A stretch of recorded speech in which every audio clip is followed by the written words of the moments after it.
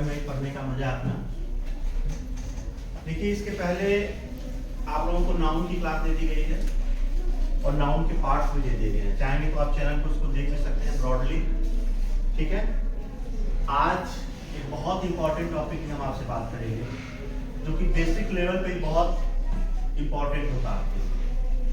क्योंकि आप एक इंग्लिश मीडियम स्कूल में पढ़ रहे हैं तो इंग्लिश मीडियम में बेसिक चीज़ों पे बहुत ज़्यादा फोकस करना चाहिए। जैसे वर्ड्स के स्पेलिंग के अलावा जैसे मान लीजिए कि कुछ इंपॉर्टेंट टॉपिक्स है, आर्टिकल, ठीक है, टेंस, नरेशन, वॉइस, जो यूपी बोर्ड में या फिर हिंदी मीडियम के बच्चों के लिए आपकी 9th क्लास में मिलती है। लेकिन अभी जो बात करेंगे वो आपके स्टैंडर्ड से बात करेंगे, आपके लेवल पे बात करेंगे। जब इस चीज़ को आप समझ लेंगे थोड़ा सा और ब्रॉडली हम उसको यूज करेंगे, ठीक है। आज एक इंपॉर्टेंट टॉपिक हम शुरू कर रहे हैं और पार्ट वाइज इसको डेली हम इसको यूज करते रहेंगे, ठीक है ना। चलिए आज का जो हमारा टॉपिक है वो है टेंस। आज का जो हमारा टॉपिक है वो है टेंस। अच्छा ये बताइए टेंस का जो टॉपिक है वो कितने लोगों के लिए सुना है, कितने लोगों के लिए सुना है? सुने हैं कभी टेंस का नाम? टेंस के बारे में थोड़ा बहुत जानते भी होंगे। आपकी बुक में टेंस के बारे में है भी, आपने ओनली उसको पढ़ा भी होगा, आपके टीचर ने भी उसको पढ़ाया होगा, ठीक है। लेकिन थोड़ा सा अलग तरीके से आज हम टेंस को जानेंगे और तरीका इतना आसान होगा, इतना इजी होगा कि आप एकदम इजी वे में बिना पेन को चलाए टेंस को समझ सकते हैं और ट्रांसलेशन को अपने एग्जामिनेशन में सॉल्व कर सकते हैं। जैसे जो भी ट्रांसलेशन होगा उसको आप सॉल्व कर सकते हैं, ठीक है। क्लियर है? Can I start? Can I start? Okay चलिए देखिए टेंस। सबसे पहले ये समझिए टेंस होता क्या है, टेंस की डेफिनेशन क्या होती है। भाई ऐसे तो आप बहुत सारे लोग सुनेंगे प्रेजेंट टेंस होता है, पास्ट टेंस होता है, फ्यूचर टेंस होता है। तो ये बेटा इसके टाइप्स होते हैं, न कि टेंस की डेफिनेशन होती है। तो किसी भी टॉपिक को पढ़ने से पहले सबसे ज्यादा जरूरी होता है उसके डेफिनेशन को हम क्लियर करें। डेफिनेशन मींस उसकी परिभाषा समझें और कोई भी टॉपिक अपने परिभाषा में ही निहित होता है। अगर आप परिभाषा को अच्छे समझ लिए तो समझ लीजिए पूरा का पूरा टॉपिक को आप अच्छे से समझ लिए। क्लियर है? अब जैसे मान लीजिए मैंने कहा टेंस, और टेंस में आप ये जानते होंगे आपकी किताब में लिखा भी होता है, कोई भी बुक होगी, किसी स्टैंडर्ड की बुक होगी तो उस बुक में लिखा होता है टेंस का मतलब क्या होता है? क्या मतलब होता है? और काल का मतलब क्या होता है? समय। क्या होता है? समय। चलिए जो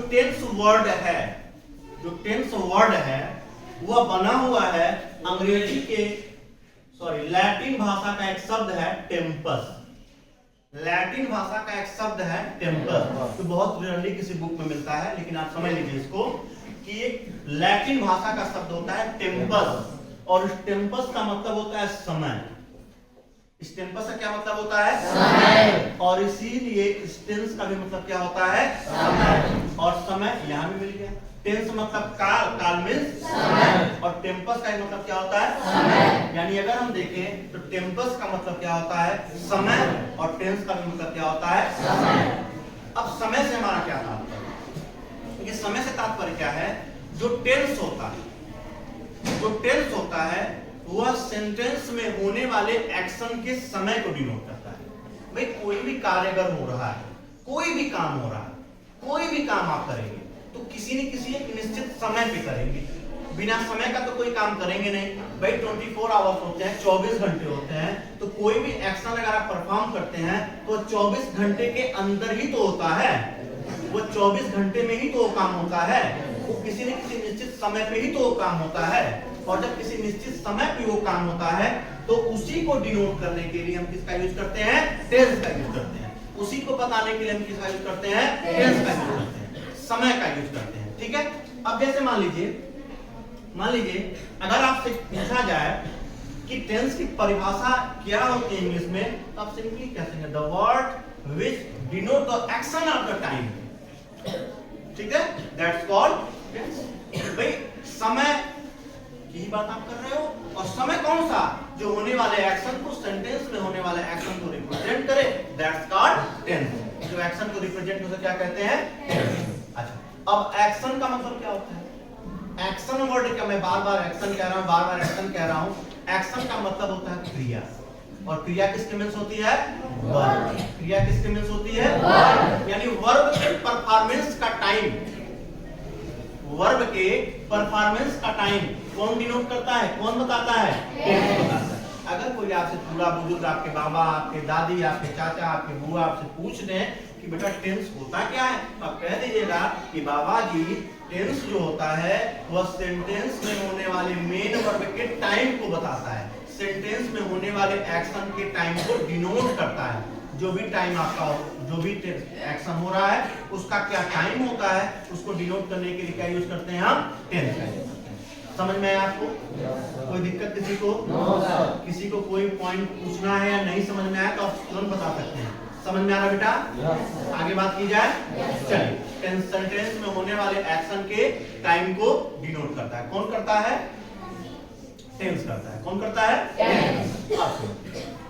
अब अगर कोई भी काम आप करते हैं या किसी भी काम के बारे में सोचते हैं तो आप तीन तरह से सोचते होंगे। एक, कोई काम सोचते होंगे अभी के लिए, और बैठे बैठे कोई काम सोचते होंगे जो बीत चुका होगा, और एक कोई काम सोचते होंगे भविष्य के लिए।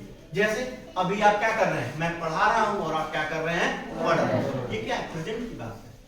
ये क्या है? प्रेजेंट की बात है कि मैं पढ़ा रहा हूं और आप क्या कर रहे हैं? पढ़ रहे हैं। ये क्या है? प्रेजेंट की बात है। और जब ये प्रेजेंट की बात है तो हम किस में रख सकते हैं इसको? प्रेजेंट टेंस में। किसमें रख सकते हैं? यानी अगर आप टेंस की बात करेंगे तो टेंस कितने टाइप के हो गए? प्रेजेंट पहला पार्ट कौन सा हो गया इसका बाबू? Present tense. प्रेजेंट टेंस क्या होता है? वर्तमान। क्या होता है? वर्तमान।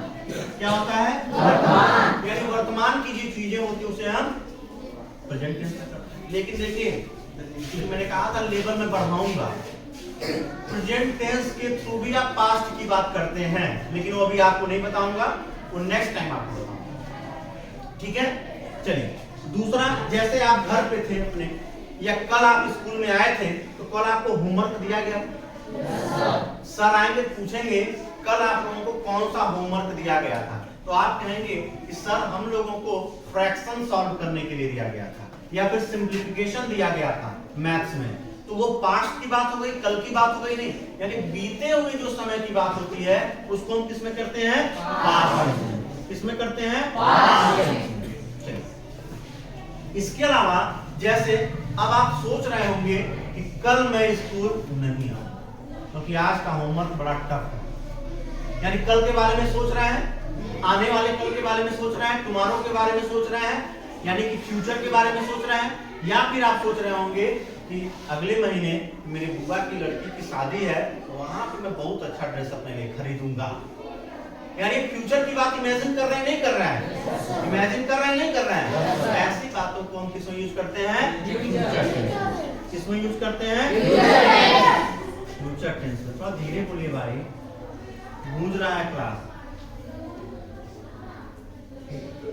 फ्यूचर टेंस यानी कितने टाइप के टेंस हो गए? प्रेजेंट, पास्ट और अब देखिए, आपको जब पढ़ाया जाता है ना, तो आपको सिंपली यही पढ़ाया जाता है कि प्रेजेंट टेंस में ऐसे यूज करते हैं, ता है, ती है, ऐसे फलाना वगैरह। लेकिन हम अभी इसको स्किप करेंगे, पहले बेस आपका क्लियर हो जाए, और जब एक बार आपका बेस क्लियर हो जाएगा ना, तो आपको टेंस धड़ाधड़ आता चला जाएगा। कोई भी ट्रांसलेशन होगा टेंस का एकदम इजी वे में आप करेंगे। आप समझिए,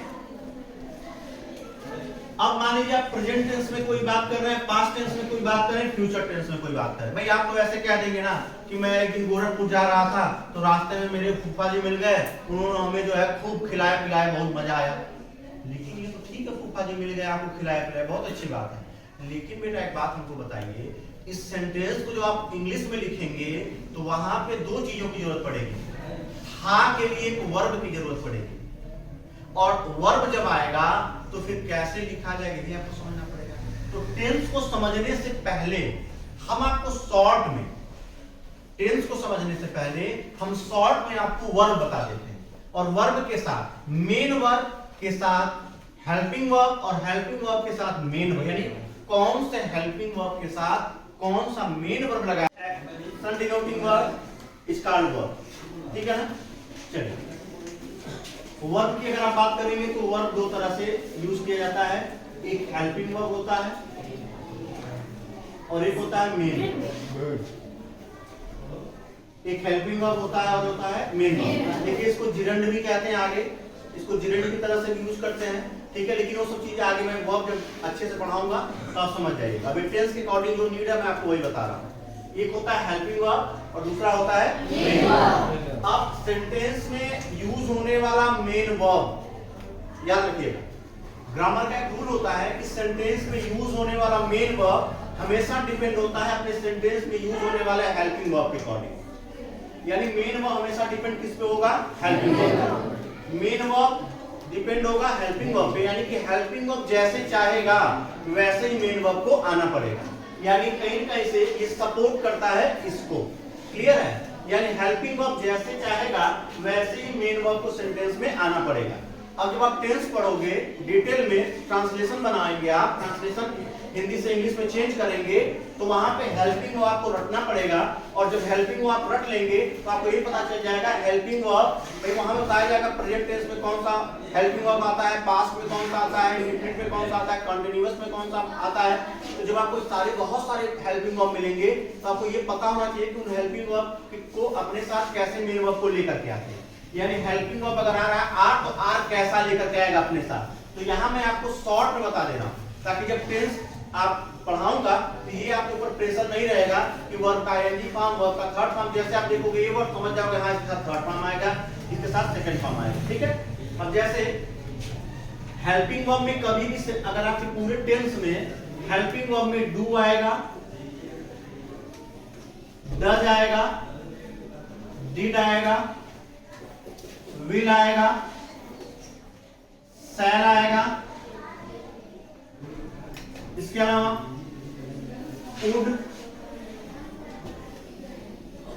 should, do, does, did, will, shall, ठीक है, वुड और शुड जब भी सेंटेंस में आप यूज करेंगे, ठीक है बेटा, तो उसके साथ मेन वर्ब हमेशा फर्स्ट फॉर्म में आएगा। कौन से फॉर्म में आएगा? मेन वर्ब फर्स्ट फॉर्म में। अब जहां जिस भी टेंस में आप डू का यूज करेंगे, जिस भी टेंस में आप डज का यूज करेंगे, कहां डू आएगा कहां डज आएगा मैं टेंस में भी बताऊंगा आपको, लेकिन अभी समझेंगे जहां डू लिखेंगे, जहां डज लिखेंगे, जहां डिड लिखेंगे, जहां विल लिखेंगे, जहां शैल लिखेंगे, जहां पे वुड लिखेंगे, जहां पे शुड लिखेंगे, वहां पे वर्ब का कौन सा फॉर्म आएगा, इसके साथ कौन सा फॉर्म आएगा? कौन सा फॉर्म आएगा? ठीक है, चलिए। अक्सर बच्चे समझते हैं कि डिड के साथ वर्ब का सेकंड फॉर्म आता है, लेकिन ध्यान रखना डिड के साथ भी वर्ब का फर्स्ट फॉर्म ही आता है। डिड के साथ भी वर्ब का फर्स्ट फॉर्म। चलिए, इसके बाद अगर सेंटेंस में हैड,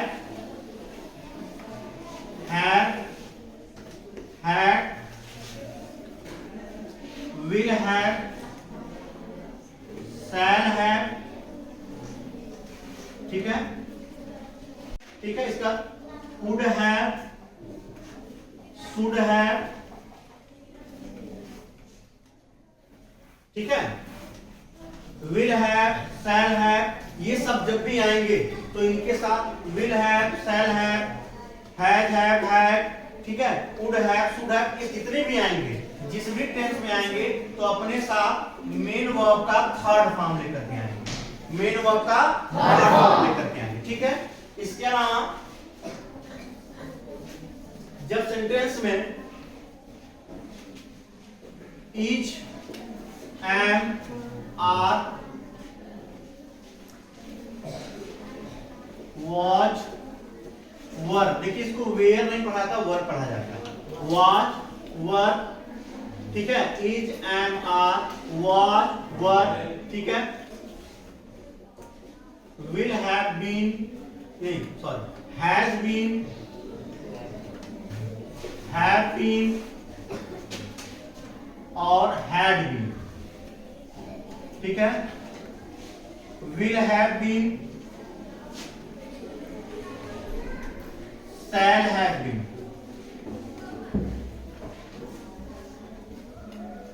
ठीक है।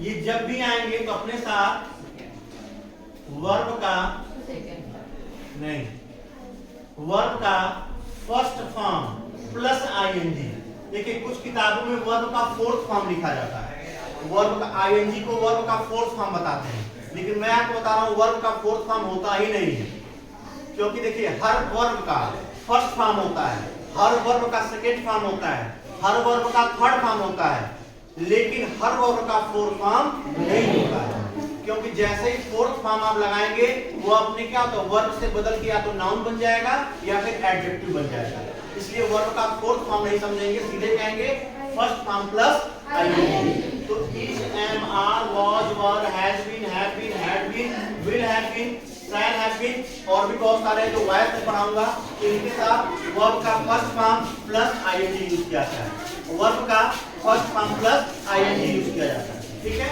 समझ लीजिए। Do, does, did, will, shall, would, should ये जब भी आएंगे तो वर्ब के फर्स्ट फॉर्म को लेकर के आएंगे, had, have, had, will have, could have ये सब लेकर के जब आएंगे तो वर्ब का थर्ड फॉर्म लेकर के आएंगे, इज, एम, आर, वाज, वर ये सब जब आएंगे तो वर्ब का आईएनजी फॉर्म फर्स्ट फॉर्म लेकर आएंगे।